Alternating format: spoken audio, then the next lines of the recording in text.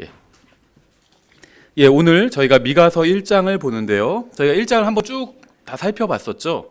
예, 오늘은 미가서 1장에 보시면 이제 재림의 문맥이고 또 하나님의 심판의 이제 문맥이 나오죠. 그래서 그 부분을 저희가 좀 찾아보면서 이 미가서 1장 이제 1절부터 4절에 이 나오는 이 하나님의 심판과 관련된 동일한 말씀이 이제 성경 여기저기 많이 나옵니다. 그래서 저희가 이러한 말씀들을 다 찾아보려고 합니다.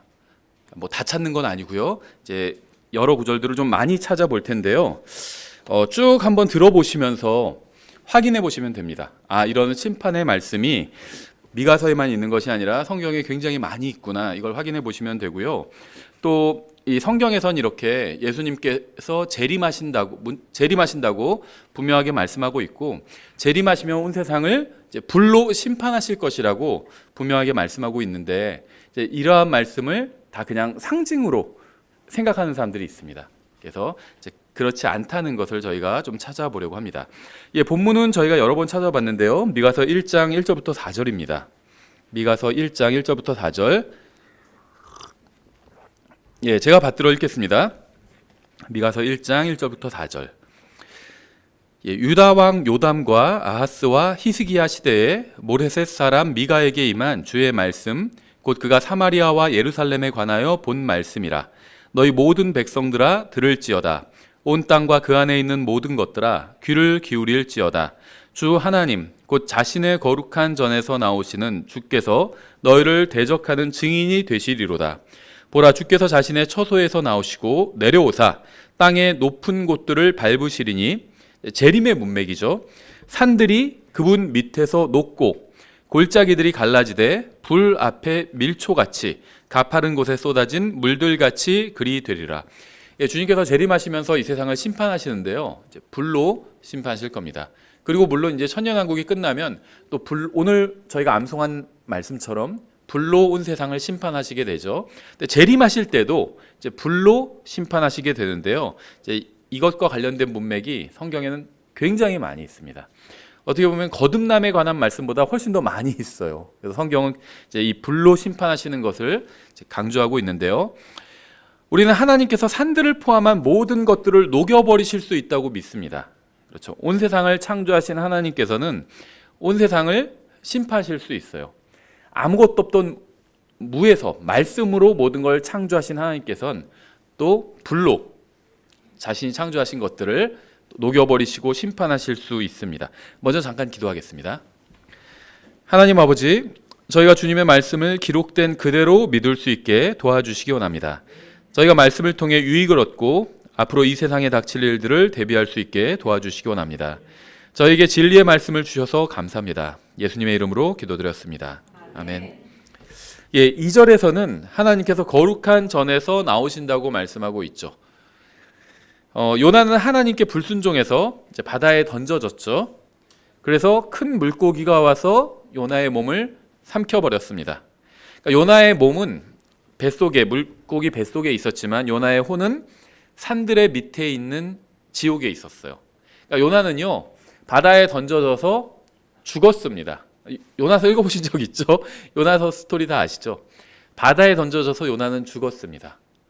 어떤 분들은 요나가 바다에 던져져도 고래 뱃속에서 살아있던 것 아닌가 이렇게 생각하실 수 있는데요. 뭐 거기까지만 생각하시는 것도 괜찮아요. 근데 어떤 분들은 또 더 넘어서서 거기서 뭐 모닥불 피워놓고 이렇게 뭐 그 안에 있는 고래가 잡아먹은 물고기 뭐 거먹지 않았나? 이렇게 생각하시는 분도 있는데 그건 요나서가 아니라 피노키오예요. 그래서 요나서에서는 요나가 물고기 뱃속에서 살아있었다는 말씀은 없습니다. 오히려 죽었다고 말씀하고 있어요. 그래서 예수님께서도 요나의 표적을 보여주시겠다 이렇게 말씀하셨잖아요. 예, 요나의 표적은 요나가 물고기 뱃속에서 죽었다가 다시 부활한 겁니다. 죽었다가 부활한 인물들이 성경에는 여럿 나오죠. 하지만 예수님의 부활과 차이가 있었던 것은 이 사람들은 다 죽었다가 살아났다가 다시 죽었죠.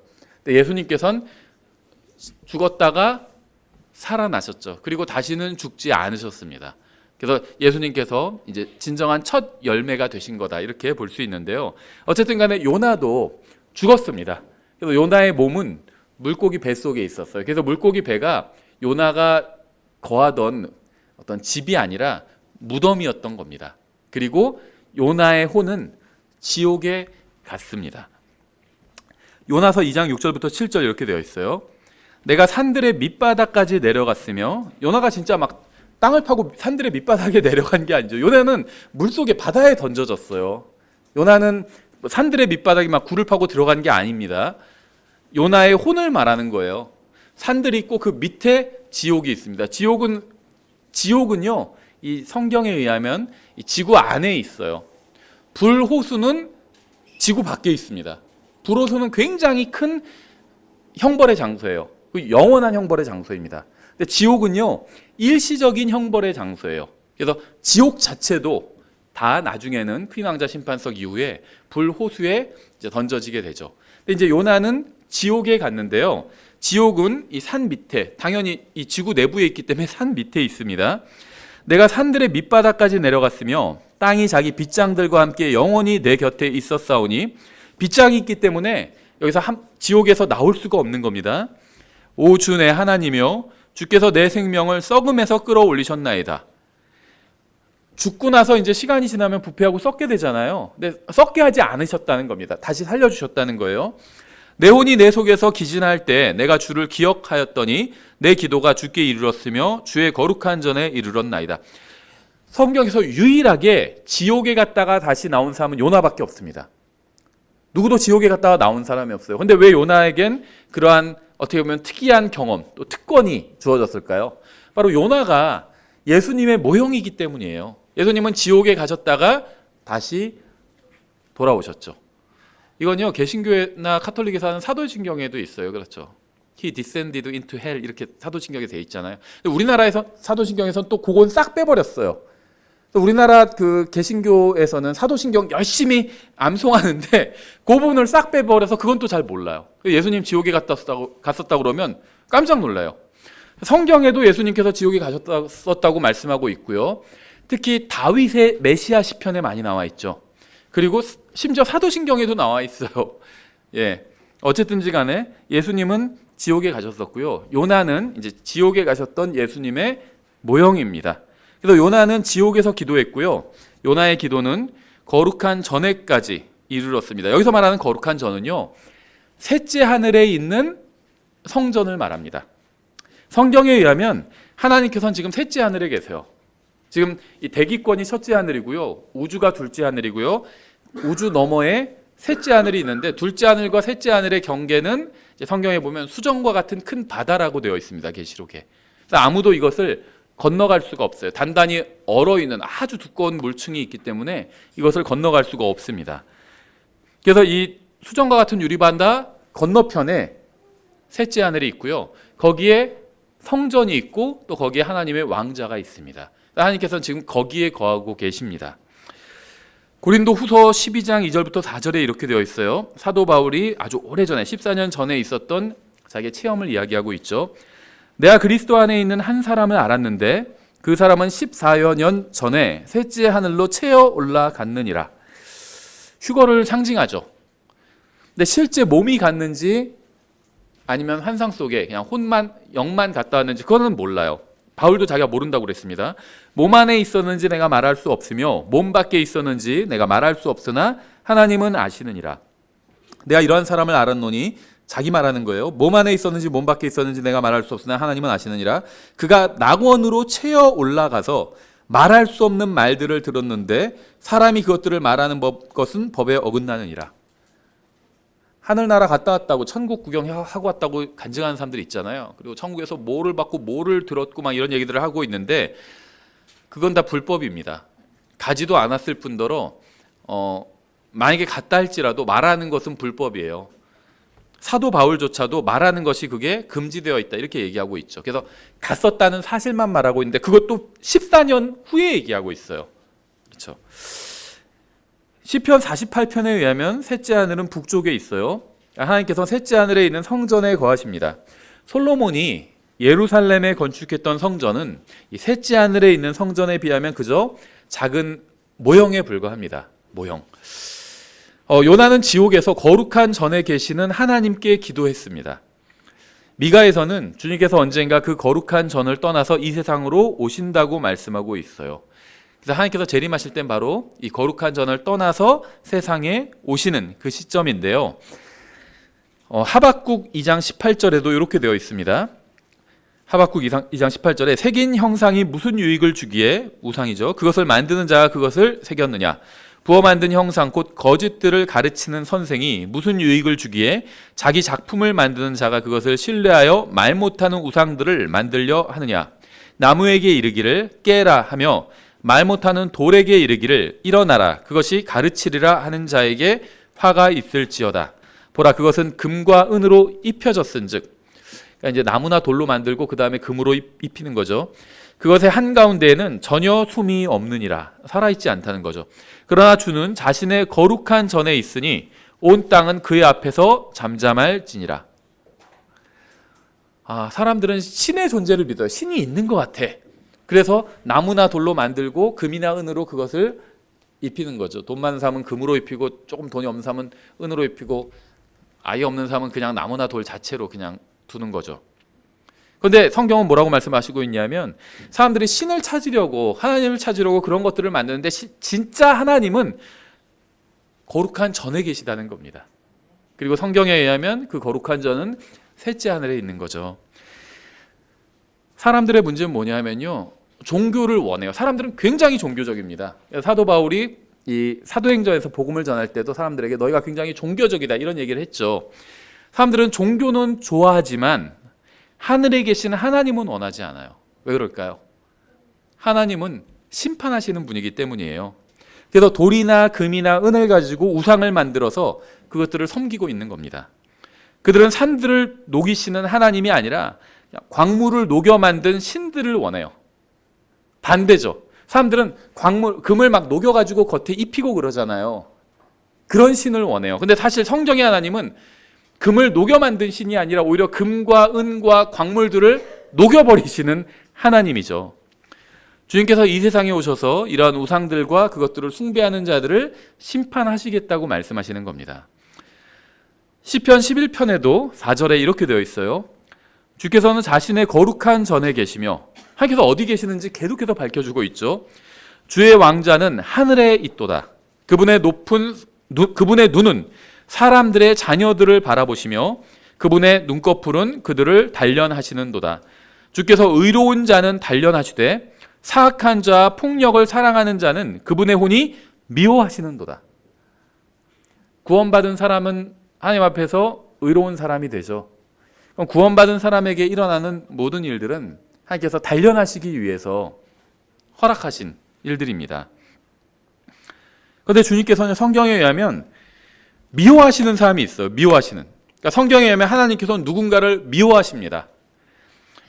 하나님은 죄를 미워하시고요, 죄를 짓고도 끝까지 회개하지 않는 자들도 미워하십니다. 사람들은 이러한 성경의 하나님에 대해서 완전히 무지한 상태에 있어요. 사람들이 원하는 신은 죄를 사랑하는 신이에요. 사람들은 죄를 회개하지 않는 자도 사랑하는 신을 원합니다. 근데 그런 신은 존재하지 않아요. 그리고 하나님은 그런 분이 아닙니다. 우리가 조금만 생각해 보면 죄를 용납하고 사랑하는 신은 잘못된 신이라는 걸 알 수 있어요. 판사가 죄를 지은 사람들 다 그냥 용서해주고 다 풀어주면 어떻게 되겠어요? 그러면 죄가 없어질까요? 죄가 더 커질까요? 죄가 많아지겠죠. 누구도 회개하지 않을 겁니다. 하나님께서 죄를 벌하시기 때문에, 끝까지 회개하지 않는 삶을 벌하시기 때문에 죄가 사라질 수 있는 거예요. 그리고 궁극적으로 예수님의 재림으로 인해서 이 세상에 있는 모든 죄가 다 사라지게 될 겁니다. 하나님은 죄를 미워하시고 죄를 회개하지 않는 사람도 미워하시는 분이에요. 사람도 미워하십니다, 하나님께서. 어떤 사람들은요, 우리가 이런 말이 있잖아요. 죄는 미워해도 뭐 죄인을 미워하지 말아라, 이런 말이 있죠. 충분히 괜찮은 말일 수 있어요, 이 세상에서 살아갈 때는. 근데 성경과는 좀 맞지는 않습니다. 하나님은요, 죄만 미워하시는 것이 아니라 죄인도 미워하시는 거예요. 그래서 누군가를 지옥에 보내시는 겁니다. 다만 모든 죄인을 다 미워하시는 건 아니에요. 모든 죄인을 다 미워하셨다면 누구도 구원받을 수 없었겠죠. 하나님께서는요, 회개하지 않는 죄인을 미워하시고 지옥에 보내시는 겁니다. 그렇죠. 6절에 이렇게 되어 있어요. 그분께서 사악한 자들에게 올가미와 불과 유황과 무서운 폭풍을 비같이 내리시리니. 그 큰 비가 뭐 몇십 년마다 한 번씩 이렇게 내리죠. 잊어버릴만 하면 내리는 것 같아요. 그래서 요번에도 지금 뭐 차들도 뭐 10,000대가 침수됐다고 그래요, 우리나라에서. 근데 뭐 80년 만에 내린 그런 큰 비라고 그러죠. 왜냐하면 이런 게 한번 내려줘야 사람들이 비도 무서운 거구나 이걸 알거든요. 무서운 폭풍을 비같이 내리시리니, 이게 더 와닿지 않나요? 좀 와닿아요. 굉장히. 50cm만 내려도요, 지하주차장 50cm만 잠겨도 차가 못 나온대요. 물살이 세가지고 사람이 걷기도 힘들대요. 성인 남성도 걷기가 힘들대요. 무릎에만 물이 차도. 그런데 막 지하주차장 지하 2층이 막 다 잠기고 그랬잖아요. 뉴스 보시면. 무서운 폭풍을 비같이 내리신대요. 정말 무서운 겁니다. 이것이 그들의 잔의 몫이 되리로다. 의로우신 주께서 의를 사랑하시나니 그분의 얼굴은 곧바른 자를 보시느니라. 사람들은 사랑이 충만하신 하나님을 원합니다. 하나님은 사랑이시고 하나님 다 사랑하십니다. 세상 사람들도 그러고요. 하나님이 있다면 아마 사랑이실 거야 이렇게 생각하고요. 기독교인들도 하나님은 다 사랑하시고 다 용서하실 거야 이렇게 생각하는 사람들이 많이 있어요. 저도 사랑이 충만하신 하나님을 원합니다. 저는 하나님께서 사랑이 충만하신 분이라고 믿어요. 하나님은 의를 사랑하시는 분입니다. 사랑이 넘치시는 분이지만 죄를 사랑하지는 않으세요. 의를 사랑하시는 분이에요. 의를 사랑하시는 하나님은 죄와 악을 미워하십니다. 진정한 의는요, 죄와 악을 미워해야 돼요. 모든 죄와 악을 미워하시는 하나님께서 이 세상에 다시 오시면 불과 유황으로 모든 악과 죄를 멸하실 겁니다. 창세기에서 하나님께서 소돔과 고모라 사람들을 불태우겠다고 하지 않으셨어요. 하나님께서 무엇을 불태우겠다고 하셨는지 아세요? 소돔과 고모라 시티, 소돔 시, 고모라 시를 불태우겠다고 말씀하셨습니다. 그럼 어떻게 하면 되죠? 소돔과 고모라로부터 나오면 돼요. 그 도시를 불태우겠다고 하셨어요. 그곳의 시민들을 불태우겠다고 하신 것이 아닙니다. 시민들을 불태우겠다고 하시면 나와도 그 불과 유황에 맞아서 죽게 되는 거죠. 근데 그곳의 시민들을 불태우겠다고 하신 것이 아니라 도시들을 불태우겠다고 하셨습니다. 이 건물이 불에 타면요, 이 건물 안에 있으면 저도 죽는 거예요. 건물만 불에 타면 제가 건물로부터 탈출하면 사는 거죠. 하나님께서는 소돔과 고모라 시를 불태우겠다고 하셨어요. 나오면 되는 것이었습니다. 거기로부터 나오면 되는 것이었어요. 근데 소돔과 고모라에서 나오지 않고 그 안에 머무는 것을 선택하면 불에 타게 되더라도 그건 하나님이 탓이 아니라는 거죠. 하나님은 죄를 미워하시지만 사람들이 죄로부터 떠나 구원받기를 원하십니다. 이 세상은 죄로 오염됐어요. 그래서 하나님께서 이 세상을 불로 심판하시는 겁니다. 이 세상으로부터 나와서 예수 그리스도 안으로 들어가면 되는 거예요.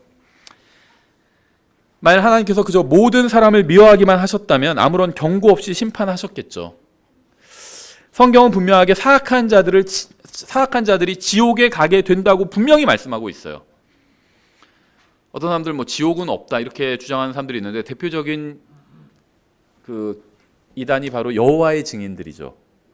그 사람들은 지옥이 없다고 믿습니다. 그럼 사람들이 구원받지 않는 사람 어떻게 되냐? 그냥 삭제된다고 주장해요. 삭제된다고. 컴퓨터에서 파일 삭제하는 것처럼 그렇게 삭제된다고 주장합니다. 근데 그거 아시죠? 삭제해도 다시 살릴 수 있어요. 포렌식으로 살리잖아요. 그렇죠? 삭제시킬 수가 없어요. 그 존재는 없어지지 않습니다. 구원받은 사람이든 구원받지 못한 사람이든 존재는 없어지지 않아요. 다만 그 혼이 하늘나라에 가느냐 지옥에 가느냐 둘 중에 하나입니다. 시편 9편 17절에 이렇게 되어 있어요. 사악한 자들은 지옥으로 돌아가고 하나님을 잊어버리는 모든 민족들도 그리하되. 사람들이 지옥으로 가는 이유는 불과 유황으로 심판하시는 하나님을 거부했기 때문이에요. 산들과 온 세상을 녹여버리시는 하나님이 계시고요. 그분이 모든 사람을 심판하신다는 사실을 믿지 않았기 때문에 지옥으로 가는 겁니다. 하나님도 믿지 않으니까 하나님께서 주시는 기회도 믿지 않는 거죠. 그래서 결국 지옥에 가게 되는 거예요. 오늘 미가서 1장 본문으로 돌아와서 보시면 3절에 이렇게 되어 있어요. 보라, 주께서 자신의 처소에서 나오시고 셋째 하늘에 있는 성전에서 나오신다는 겁니다. 땅의 높은 곳들을 밟으시리니 산들이 그분 밑에서 녹고 골짜기들이 갈라지되 불 앞에 밀초같이 가파른 곳에 쏟아진 물들같이 그리 되리라. 하나님께서는 산들을 불로 녹여버리실 겁니다. 주님께서 왜 이렇게 하시는 걸까요? 5절의 이유가 나와 있어요. 이것은 다 야곱의 범법으로 인하며 이스라엘의 집의 죄들로 인함이라. 야곱의 범법이 무엇이냐? 사마리아가 아니냐? 유다의 산당들이 무엇이냐? 예루살렘이 아니냐? 주님께서 세상에 오셔서 불로 세상을 태우시는 이유는 인간의 죄 때문입니다. 구약시대의 모든 이방 민족들은 어둠 가운데서 우상 숭배를 하면서 참 하나님을 알지 못했죠.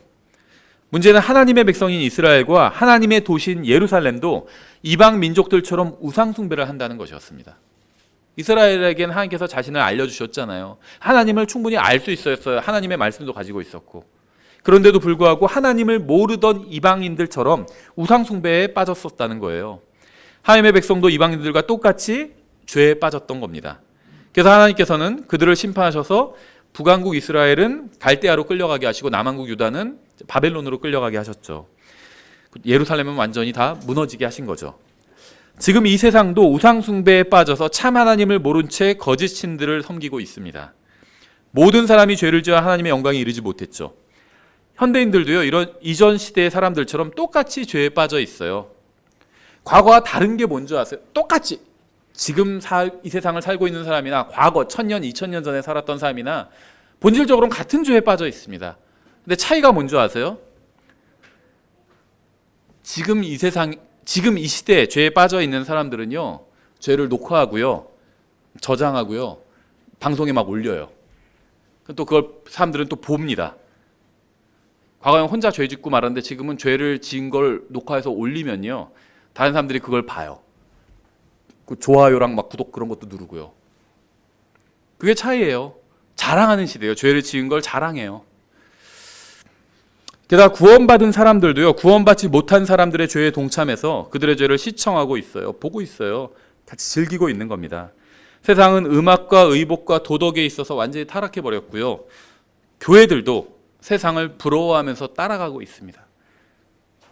세상이 이 세상 잘 나가는 것을 부러워하면서 그렇게 되고 싶어 한다는 거예요. 그래서 하나님께서 온 세상을 심판해서 쓸어버리실 수밖에 없는 상황이 된 것입니다. 저는 휴거를 간절하게 기다리지만 언제 휴거가 일어날지는 알지 못해요.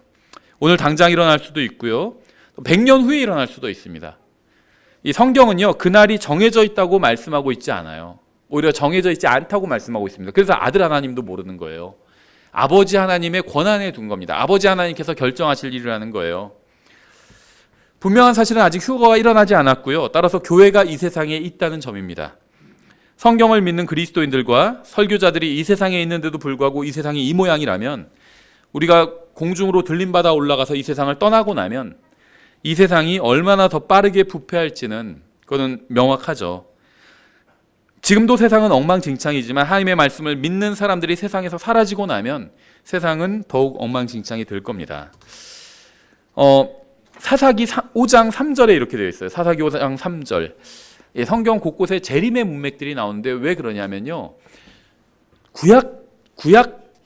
구약은 역사서랑 그 다음에 예언서랑 그 다음에 시가서로 이루어져 있죠. 구약을 세 등분하면 예언서에는 직접적인 예언들이 나와 있어요. 그렇죠? 시가서에는요, 예언이 시적인 형태로 표현되어 있습니다. 역사서에도 마찬가지예요. 역사서에도 역사만 있는 것이 아니라 역사서에도 예언이 어떤 역사적인 진술처럼 표현되어 있어요. 사사기 5장 3절 이렇게 되어 있습니다. 오 너희 왕들아 들을지어다. 너희 통치자들아 귀를 기울일지어다. 나 곧 내가 주께 노래하며 내가 노래로 주 이스라엘의 하나님을 찬양하리로다. 주여 주께서 세일에서부터 나오시고, 이게 이제 주님의 재림의 경로라고 보통 얘기하죠. 에돔의 들에서부터 행진하실 때 땅이 진동하며 하늘들이 물을 내리고 구름들도 물을 내렸나이다. 산들이 주 앞에서부터 녹았으니 저 신의 산도 주 이스라엘의 하나님 앞에서부터 녹았도다. 실제 산이 녹은 적은 없어요, 여태까지. 그래서 이것은 과거에 있었던 일을 기록한 것이 아니라 미래에 일어날 일에 대한 기록이라는 것을 알 수가 있어요. 그래서 이 말씀은 사사기에 기록되어 있는데 미가서 1장과 굉장히 비슷하죠. 주님께서 재림하시면 산들이 녹아내리게 될 겁니다. 예, 비슷한 말씀이 시편에도 있는데요. 자, 시편은 예언이 시적으로 표현되어 있을 뿐이라고 말씀드렸죠. 시편도 예언의 책이에요. 성경은 기본적으로 성경에는 법도 기록되어 있지만 기본적인 성격은 예언의 책입니다. 시편도 예언이 기록되어 있는데 시적인 형태로 기록되어 있을 뿐이에요. 시편 18편 6절에 이렇게 되어 있어요. 내가 고통 중에 주를 부르며 나의 하나님께 부르짖음에 그분께서 자신의 성전에서 내 음성을 들으셨고, 셋째 하늘에서 들으셨다는 겁니다. 내 부르짖음이 그분 앞에 이르되 그분의 귀에까지 이르렀도다. 그때 땅이 흔들리고 떨었으며 산들의 기초들도 요동하고 흔들렸으니 이는 그분께서 진노하셨기 때문이로다. 주님의 진노, 이제 재림의 문맥이죠.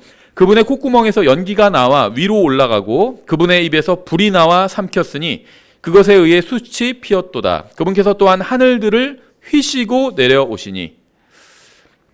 참 특이한 표현이죠. 셋째 하늘로부터 첫째 하늘까지 주님께서 퀵클리, 아주 빠르게 오실 건데요. 계시록 마지막 장에 기록되어 있죠. 내가 속히 가겠다고 말씀하셨죠. 근데 어떻게 속히 오시냐? 하늘들을 휘신대요. 이게 어떤 건지는 잘 모르겠어요. 근데 셋째 하늘과 첫째 하늘에서 휘면은 바로 맞닿겠죠. 그런 식으로 순식간에 오시는 것 같아요.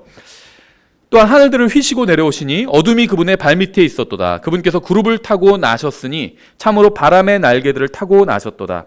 그분께서 어둠을 자신의 은밀한 처소로 삼으셨으니 곧 어두운 물들과 창공의 짙은 구름들이 그분을 둘러싼 그분의 천막이 되었도다. 그분 앞에 있던 광채로 말미암아 그분의 짙은 구름들과 우박들과 불타는 숫들이 사라졌도다. 재림 문맥입니다. 심판의 문맥이요. 또한 주께서 하늘들에서 천둥 소리를 내시고 가장 높으신 이께서 자신의 음성을 주셨으니 곧 우박들과 불타는 숫들이로다. 참으로 그분께서 자신의 화살들을 내보내사 그들을 흩으시고 번개들을 쏘사 그들을 쳐부으셨도다. 오 주여, 그때 주의 꾸짖으심 곧 주의 콧구멍에 숨에 거센 바람으로 말미암아 물들의 바닥들이 보이고 세상의 기초들이 드러났나이다. 예, 이것은 재림에 관한 말씀입니다. 성경은 이렇게 주님께서 재림하실 때 어떤 일이 일어날지 분명하게 보여주고 있어요. 주님께서 재림하시면 이런 식으로 세상을 멸하실 겁니다. 불로 세상을 멸하실 거예요. 물론 뭐 큰 폭우와 이런 것도 나오죠. 이제 자연재해도 엄청난 자연재해가 일어날 거예요. 그래서 온 세상에 이런 문명들이 다 파괴될 겁니다. 주님께서 재림하시는 날이 이 세상에서 모든 전쟁이 끝나는 날이에요. 전쟁을 할 수도 없어요. 무기들도 다 파괴되니까 전쟁을 할 수도 없습니다. 전쟁이 언제 끝나냐면요, 가장 이 세상에서 힘센 사람, 힘센 국가보다 더 힘센 분이 등장해야 끝나요. 그러니까 예수님이 재림하셔야 끝납니다. 재림하시기 전에는 누군가 가장 힘센 사람이 있죠. 힘센 국가가 있죠. 그 국가가 계속 전쟁을 일으킬 거예요. 자국의 이득을 위해서 전쟁을 일으킨 거. 전쟁은요, 누군가의 이익을 위해서 일어나는 겁니다. 그게 개인일 수도 있고 국가일 수도 있어요. 야고보서에 나오잖아요. 싸움과 다툼, 전쟁의 원인이 누군가의 욕심 때문이에요. 자기의 이득, 무엇인가를 더 갖고 싶어서 전쟁이 일어난 겁니다. 대부분의 전쟁이 다 그래요. 최근에 유럽에서 일어난 전쟁도 마찬가지죠. 오랫동안 잘 서로 지냈잖아요. 그렇죠. 소련 붕괴 이후에 러시아와 우크라이나, 전 잘 유럽 정세 모르지만 러시아랑 우크라이나랑 잘 지냈잖아요. 그래서 전쟁이 일어난 거 왜 일어났을까요? 잘 몰라요. 전 뭐 그 유럽 정세 뭐 설명해 주는 거 복잡하기도 하고 동영상들 뭐 많은데 시간 낭비하고 싶지 않아가지고 그런 거 몰라도 성경을 진리를 아는 데는 전혀 문제가 없거든요. 근데 안 봐도 속된 말로 비디오예요. 뻔해요. 뭔가 이득 때문에 전쟁을 일으킨 거죠. 누군가가. 예. 주님께서 재림하셔야 이 세상의 전쟁이 끝나게 됩니다. 주님께서 모든 권능을 가지고 재림하시면 세상에서 모든 전쟁이 그칠 겁니다. 예수님은 강력한 무력을 가지고 세상에 다시 오실 거예요. 예수님이 온유하고 겸손한 분이라고만 아는 사람은 예수님에 대해서 극히 일부만 알고 있는 겁니다. 예수님은 온유하고 겸손하신 분이에요. 맞아요. 근데 그것이 예수님의 전부는 아니라는 겁니다. 예수님은 온유하고 겸손하신 분이기 때문에 십자가에 달려서 우리의 죄값을 갚아주셨죠. 하지만 예수님은 의로운 심판자이기 때문에 세상에 오셔서 불로 심판하실 겁니다. 예, 시편 50편 1절에도 이렇게 되어 있어요. 능하신 하나님 곧 주께서 말씀하시고 해 뜨는 데서부터 해 지는 데까지 땅을 부르셨도다. 아름다움의 완성인 시온으로부터 하나님이 빛을 비추셨도다. 셋째 하늘에 있는 시온을 말하는 겁니다. 그러니까 이 세상에 있는 예루살렘에 있는 시온은요. 시온은 예루살렘이에요. 시온이 예루살렘의 시적인 표현이라고 보시면 돼요. 애칭 같은 거라고 보시면 됩니다. 그렇죠? 자기 사랑하는 사람 부를 때 애칭이 있잖아요. 하나님께서 예루살렘을 사랑하시기 때문에 시온이라고 애칭으로 부르는 거예요. 그래서 이 시온은 시적인 표현이라고 보시면 돼요. 셋째 하늘에 진짜 시온이 있어요. 그리고 이 세상에 있는 시온은요, 레플리카라고 그러죠. 모형입니다. 따라 만든 거예요. 아름다움의 완성인 시온으로부터 하나님이 빛을 비추셨도다. 우리 하나님 앞에서 임하시고 잠잠하지 아니하시리니, 우리 하나님께서 임하시고 잠잠하지 아니하시리니 그분 앞에서는 불이 삼키고 그분 주위에는 큰 폭풍이 있으리로다. 그분께서 자신의 백성을 재판하시려고 위로부터 하늘들에서 외치시고 땅에게 외쳐 이르시되 나의 성도들을 내게로 함께 모을지니, 휴거죠. 곧 희생물로 나와 언약을 맺은 자들이라. 물론 이거는 이스라엘이죠. 그래서 환난 성도들의 휴거라고 볼 수 있겠죠. 교리적으로 본다면. 하시리로다. 하늘들이 그분의 의를 밝히 드러내리니 하나님께서 친히 심판자가 되시는도다. 셀라. 재림의 문맥입니다. 셀라는 셀라의 정확한 의미는 몰라요. 시편에 굉장히 많이 나오죠. 어떤 그 시편은 시인데요. 그냥 시가 아니라 그럼 왜 제가 시편이 예언을 시적인 형태로 표현한 것이라고 말씀드렸잖아요. 그럼 굳이 왜 예언을 시적인 형태로 표현했을까요? 노래하기 위해서요. 노래하기 위해서. 어떤 기독교 교파에서는요, 이 시편만 가지고 그 가사를 만들어서 찬송을 부르는 교파도 있어요. 뭐 그렇게까지 저는 할 필요는 없다고 생각하는데, 시편은 기본적으로 노래를 위해서 만든 겁니다. 그래서 어떤 이 노래에는 기호들이 있잖아요. 저는 음악을 잘 몰라요. 학창 시절에 음악을 제일 싫어했었는데, 음악 시간을. 근데 이 악보를 보면 기호들이 있죠. 뭐 쉬고 뭐 쉬어야 되는 게 있고 뭐 그런 것들이 있죠. 이 셀라도 그런 기호라고 알려져 있는데요. 그런데 유독 셀라라는 표현이 나오면 이 문맥이 재림의 문맥이에요. 그러니까 셀라가 음악 기호일 수 있어요. 그래서 저도 잘 몰라요. 음악 기호일 수 있는데 문맥을 보면 항상 재림의 문맥입니다. 셀라가 나오면. 주님께서는 이 세상을 심판하시어 의와 영광과 빛나는 아름다운 가운데 오실 겁니다. 사람들은 심판하시는 하나님 없는 의와 영광과 아름다움을 원해요. 사람들이 원하는 거죠. 영광과 아름다움 막 이런 거를 원하죠. 하나님 없이 이런 게 임하기를 원합니다. 성경에 의하면 그런 것은 불가능합니다. 먼저 하나님께서 온 세상을 심판하신 후에라야 의와 영광과 아름다움이 임하게 됩니다. 왜냐하면 심판하지 않고 이런 게 임하게 되면 죄가 이런 것들을 다시 오염시키게 되거든요. 그래서 심판하신다는 건 죄를 없애버리신다는 거예요. 그리고 나야 진정한 영광과 아름다움이 임하게 됩니다. 하나님 없는 평화는 없어요. 평화를 원하면 먼저 하나님을 받아들여야 됩니다. 이사야서 64편도 재림의 문맥인데요. 1절, 2절 이렇게 되어 있어요. 원하건대 주께서 하늘들을 가르고 강림하시며 주 앞에서 산들이 흘러내리기를 녹이는 불이 타오를 때 그 불이 물을 끓게 하는 것처럼 하사 주의 대적들이 주의 이름을 알게 하시며 민족들이 주 앞에서 떨게 하옵소서. 재림의 문맥이에요. 지금 이 이사야가 무엇을 구하는 기도를 하고 있는지 아시겠어요?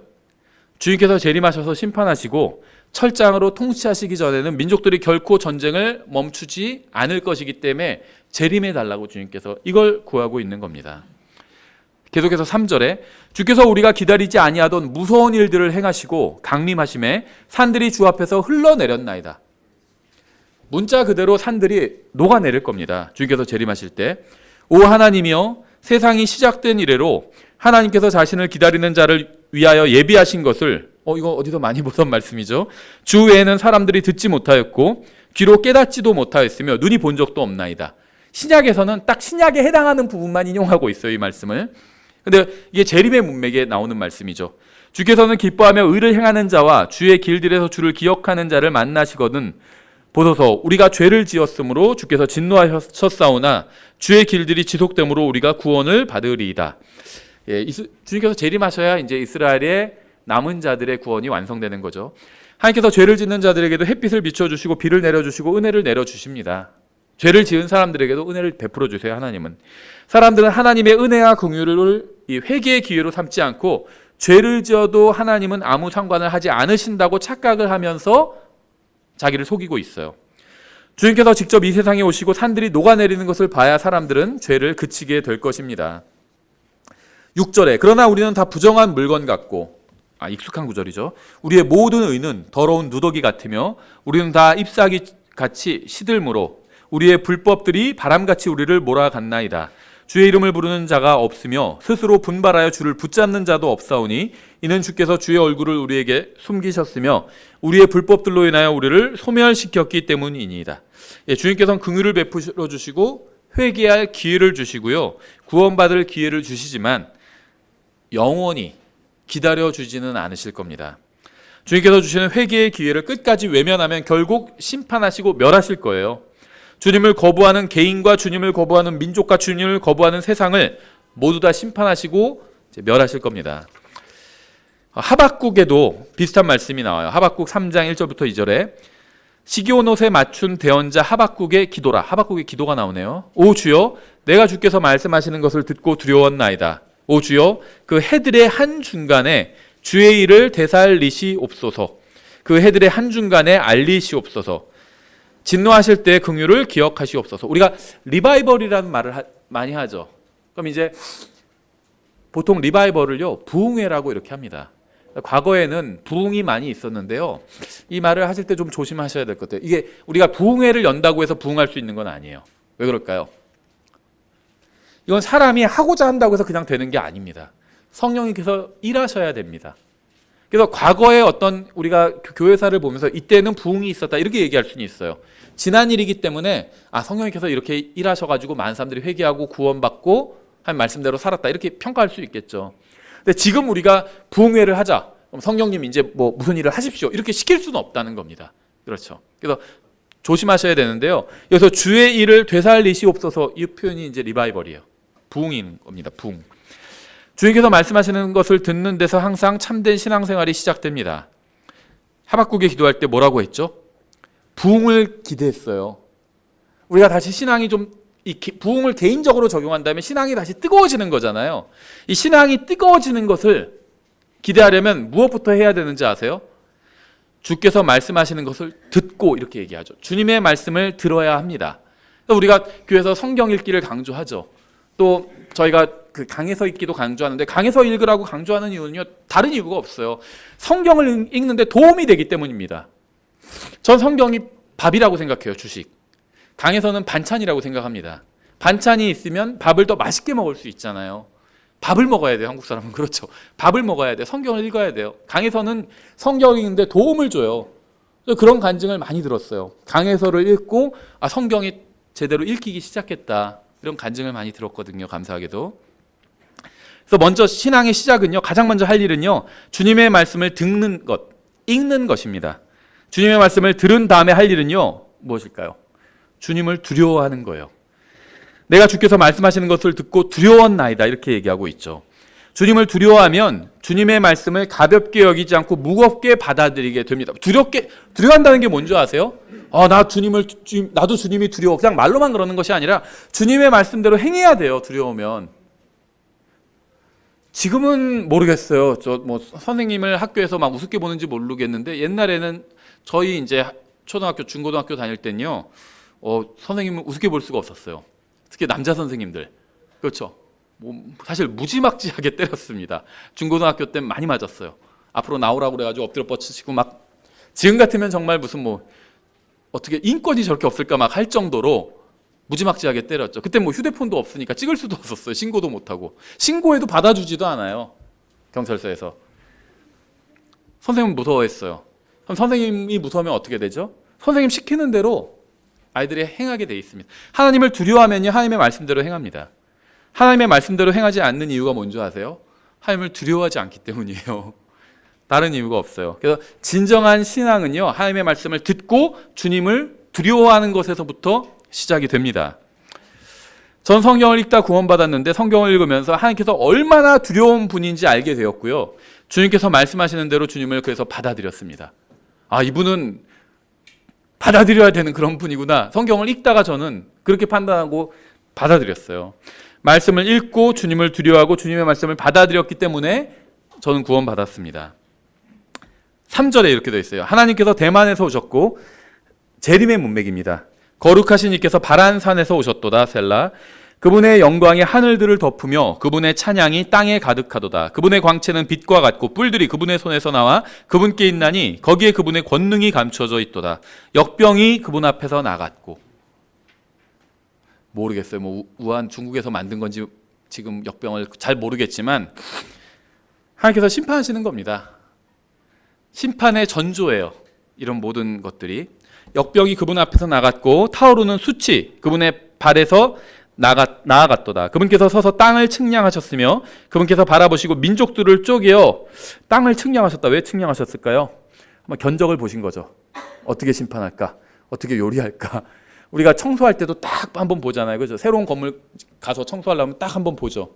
아, 여기 이렇게 하면 되겠다. 하나님께서 그러시는 거예요. 민족들을 쪼개어 몰아내심에 영존하는 산들이 흩어졌고 영원한 작은 산들이 엎드렸나니 그분의 길들은 영존하는도다. 내가 고통 중에 있는 구산의 장막들을 보았나니 미디안 땅에 휘장들이 떨었도다. 주께서 그 강들을 불쾌히 여기셨을까? 주께서 그 강들에게 분노하셨나이까? 주께서 그 바다에게 진노하셨으므로 주의 말들을 타시며 주의 구원의 병거들을 타셨나이까? 지파들에 관한 맹세 곧 주의 말씀에 따라 주의 활이 아주 활집에서 나왔나이다. 셀라.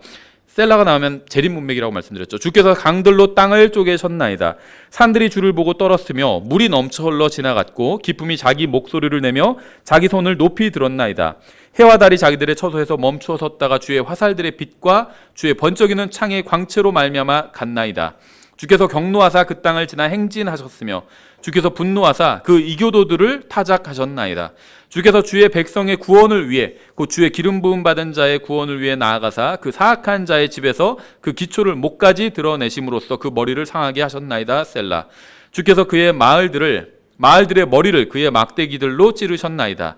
그들이 회오리 바람같이 나와서 나를 흩으려 하며 은밀하게 가난한 자를 삼키기를 기뻐하였나이다. 주께서 주의 말들과 더불어 바닥 곧 큰 물 더미를 지나며 걸으셨나이다. 재림의 문맥이에요. 하박국은 본문에서 이스라엘의 회복을 위해서 기도했습니다. 하지만 주님께서는 이스라엘이 회복할 수 있는 유일한 방법은 주님께서 재림하시어 이스라엘에게서 모든 죄를 제거해야만 가능하다고 답해 주신 거예요. 이스라엘의 남은 자들은 주님을 두려워하며 회개하고 주님께로 돌아오고 그러면 주님께서 그들을 회복시켜 주시고 약속의 땅에 영원히 거하게 하실 겁니다. 주님의 말씀을 듣고 주님을 두려워해야 합니다. 항상 이것이 바른 출발선이에요. 구원받은 사람이나 구원받지 못한 사람이나 다 마찬가지예요. 구원받지 못한 사람도 주님의 말씀을 듣고 주님을 두려워해야 돼요. 주님, 하나님 앞에서 내가 죄인이구나 인정하고 예수 그리스도의 십자가 대속을 받아들여야 되죠. 구원받은 사람도 마찬가지예요. 구원받은 이후에도 죄를 짓면서 사는 사람들이 있잖아요. 다시 주님의 말씀을 듣고 다시 주님을 두려워해야 합니다. 우리에게는 여러 길이나 선택지가 있는 것이 아니에요. 무엇보다 먼저 주님의 말씀을 들어야 하고 주님을 두려워해야 합니다. 이것이 심판을 피하는 길이고 또 회복되는 길입니다. 말라기 4장 1절 이렇게 되어 있어요. 우리가 그 두 문맥만 찾아보고 마치겠습니다. 말라기 4장 1절. 여기도 재림의 문맥이. 그러니까 이 재림하셔서 불로 심판하신다는 말씀이 굉장히 많이 있습니다. 그냥 하시는 말씀이 아니라는 거예요. 여러 번에 걸쳐서 반복해서 어떤 것을 말씀하셨다면 그걸 진짜 하시겠다는 거죠. 보라, 화덕같이 불태우는 날이 임하나니 참으로 교만한 모든 자와 악하게 행하는 모든 자가 지푸라기가 되리라. 다가오는 그 날이 그들을 불태우고 그들에게 뿌리와 가지를 남기지 아니하리라. 만군의 주가 말하노라. 이거는 구원받지 못한 자들에 대한 말씀입니다. 그들을 불태우시겠다고 말씀하셨어요. 그들, 구원받지 못한 사람들입니다. 이 말라기는 구원받은 사람이죠. 그래서 구원받은 사람 말할 때는 우리라고 말하겠죠. 사도 바울도요, 신약에서 구원받은 사람들 말 때는 우리라고 말합니다. 구원받지 못한 사람들에 대해서 얘기할 때는 그들이라고 얘기해요. 여기도 그들을 불태우고 이렇게 말씀하고 있죠. 구원받지 못한 자들은 이 세상이나 지옥에서 불태워질 겁니다. 세상과 세상에 속한 모든 자들이 불태워질 거예요. 2절에 그러나 내 이름을 두려워하는 너에게는 구원받은 사람들이죠. 의의 해가 자기 날개들 안에 병 고치는 능력을 가지고 떠오르리니 너희가 나아가서 외양간의 송아지들 같이 자라리라. 이건 구원받은 사람들에 대한 말씀이에요. 동일한 예수님께서 구원받지 못한 자들에게는 구원받은 자들에게는 치료해 주시는 분이고요. 구원받지 못한 자들에게는 불태워 버리시는 분이에요. 3절 또 너희가 사악한 자들을 밟으리니 내가 이 일을 행하는 그날에 그들이 너희 발바닥 밑에서 재가 되리라. 만군의 주가 말하노라. 우리에게는 최고의 날이 될 것이기 때문에 우리는 예수님의 재림을 간절하게 기다리지만 구원받지 못한 자들에겐 모든 것을 잃어버리게 되고 불 속에 던져질 최악의 날이기 때문에 그들은 예수님과 예수님의 재림을 부인하는 겁니다. 마지막으로 시편 97편, 여기도 재림의 문맥인데요. 시편 97편 1절에 전체를 다 읽어보겠습니다. 주께서 통치하시니 땅은 기뻐하며 땅의 많은 섬들이 그것을 즐거워할지어다. 재림하신 직후죠. 구름들과 어둠이 사방에서 그분을 두루나니 의와 판단의 공의는 그분의 왕자가 있는 처소로다. 불이 그분 앞에서 나아가 사방에서 그분의 원수들을 태우는도다. 그분의 번개가 세상을 비추니 땅이 보고 떨었도다. 산들이 주의 앞에서 곧 온 땅에 주의 앞에서 밀초같이 녹았도다. 하늘들이 그분의 의를 밝히 드러내니 모든 백성들이 그분의 영광을 보는도다. 새긴 형상들을 섬기는 자들과 우상들을 자랑하는 모든 자들은 당황할지어다. 모든 신들아 너희는 그분께 경배할지어다. 시온이 듣고 기뻐하였으며 오 주여 주의 판단의 공의로 인하여 유다의 딸들이 즐거워하였사오니 주여 주께서 온 땅보다 높으심으로 모든 신들보다 훨씬 더 높여지셨나이다. 주를 사랑하는 자들아 너희는 악을 미워하라. 주님을 사랑하면 악을 미워해야 되는 거네요. 그분께서 자신의 성도들의 혼을 보존하시며 사악한 자의 손에서 그들을 건지시느니라. 그분께서 의로운 자를 위하여 빛을 뿌리시고 마음이 올바른 자를 위하여 즐거움을 뿌리셨나니 의로운 자들아 너희는 주를 기뻐하며 그분의 거룩함을 기억하고 감사할지어다. 저는 하나님께서는 의로우신 분이라고 믿습니다. 인간은 의롭지 못하다고 믿어요. 하나님께서는 의롭지 못한 인간이 회개해서 구원받을 수 있는 기회를 은혜로 베풀어 주셨습니다. 사람은 지옥에서 영혼을 보낼 필요가 없어요. 하지만 하나님을 거부하고 하나님께서 주시는 회개와 구원의 기회를 거부하면 영원한 형벌을 받을 수밖에 없습니다. 주님께서는 의로운 왕국을 세우시기 전에 의롭지 못한 모든 것들을 제거하실 거예요. 성경이 이렇게 여러 번에 걸쳐서 분명하게 말씀하시는 것처럼 주님께서는 세상이 알지 못하는 때에 이 세상에 다시 오실 겁니다. 재림하실 겁니다. 재림하시면 불로 세상을 심판하실 거예요. 이것은 성경이 명백하게 말씀하고 있는 사실입니다. 제가 지금 인용한 여러 구절들을 인용했지만요, 사사기도 인용했고요, 미가도 인용했고요, 시편도 인용했고요, 많은 구절을 인용했죠. 구약에 나온 많은 구절들을 인용했고요, 신약에도 이런 말씀들이 많이 있어요. 분명하게 성경은 말씀하고 있습니다. 우리가 진정으로 주님을 믿고 주님의 말씀을 믿는다면, 또 이 말씀대로 그대로 될 것을 믿는다면 이 세상을 어떻게 바라보고 또 이 세상에서 어떻게 살아야 할지 우리가 명확히 알 수 있겠죠. 기도하겠습니다. 하나님 아버지, 저희가 항상 이 세상이 아니라 주님 편에 설 수 있도록 도와주시기 원합니다. 저희가 불타버릴 이 세상이 아니라 오직 주님께만 소망을 두고 살 수 있도록 도와주시기 원합니다. 저희가 어디서든 담대하게 주님의 말씀을 전할 수 있게 도와주시기 원합니다. 예수님의 이름으로 기도드렸습니다. 아멘.